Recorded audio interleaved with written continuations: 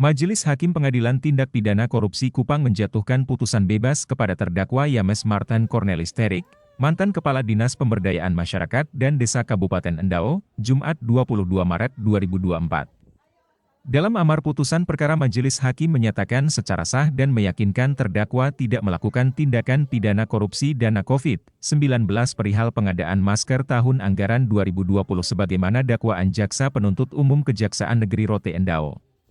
Selain Kadis PMD, Theodora Iriani Rotrida Mandala selaku penyedia barang yang meminjam bendera CV Marwan Jaya dan CV Sinar Nono N ikut dibebaskan.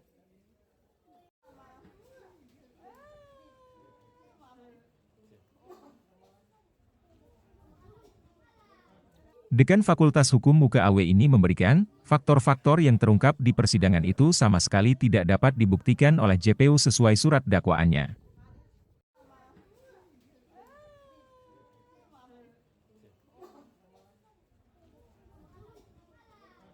Dijelaskan bahwa terdapat 7 perbuatan secara melawan hukum yang didakwakan kepada terdakwa Yames Terik dan Theodora Mandala.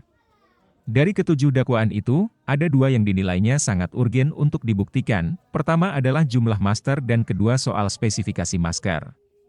Kata Yanto, jumlah masker menurut penuntut umum, seharusnya berjumlah 185.000 tetapi yang diadakan terdakwa hanyalah 89.155 masker. Ternyata fakta persidangan yang diperoleh melalui keterangan saksi tim pemeriksa menyebut pada saat Theodora Mandala masukkan masker mereka hitung satu persatu dan jumlah keseluruhan yang dimasukkan itu adalah 185.000. Perhitungan ulang juga dilakukan saat penyerahan ke para camat dan para kepala desa. Jumlah masker sama atau sesuai. Lalu sesuai keterangan saksi dihubungkan dengan berita acara pemeriksaan fisik barang, berita acara penyerahan barang dari penyedia kepada PPK maupun berita acara penyerahan barang dari PMD kepada Badan Penanggulangan Bencana Daerah kemudian diserahkan kepada camat, kepala desa sesuai yakni 185.000.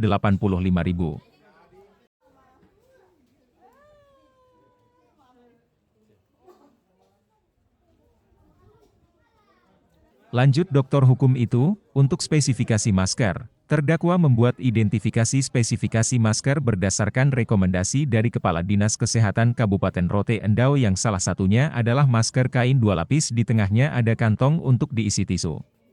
Kemudian, kata Yanto, pada tanggal 9 April 2020 keluarlah surat edaran dari Dirjen Kesehatan Masyarakat Republik Indonesia bahwa masker yang dipakai masyarakat umum itu adalah masker 3 lapis tanpa penjelasan apa yang dimaksud maka dibutuhkan keterangan ahli.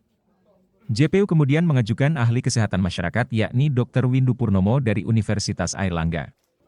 Pada keterangannya menerangkan bahwa masker 3 lapis itu sama dengan masker 2 lapis di tengahnya ada kantong dan diisi tisu.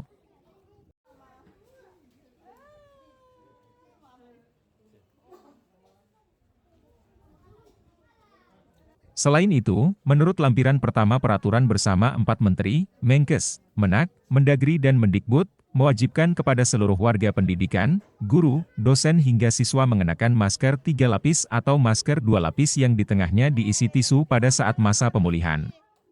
Ia juga menjelaskan terkait dakwaan lainnya yang bersifat administrasi, seperti terdakwa mengajukan telaahan staf sebelum Indonesia dan Kabupaten Rote Endau dinyatakan dalam keadaan tanggap darurat. Sedangkan Peraturan Presiden Pasal 59 tentang tahapan penetapan keadaan darurat itu dimulai dari siaga darurat, tanggap darurat lalu pemulihan.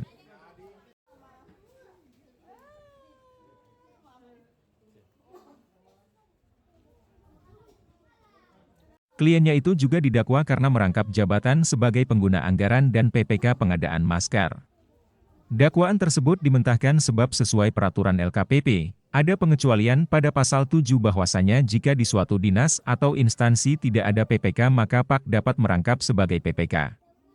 Dr. Yanto juga berpendapat bahwa kasus tersebut seharusnya tidak bisa dinaikkan karena tidak ada bukti tetapi penyidik sangat memaksakan kasus ini untuk dinaikkan ke tipikor.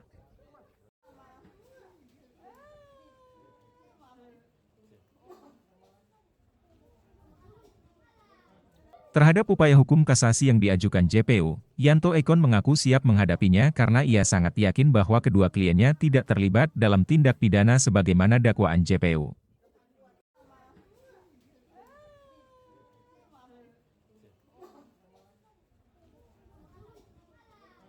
Untuk diketahui, Awal Yames dan Theodora ditetapkan sebagai tersangka karena ada perhitungan kerugian negara oleh pihak Politeknik Negeri Kupang yang menyatakan total loss, namun pada fakta di persidangan, perhitungan ahli itu hanya berdasarkan hasil BAP jaksa.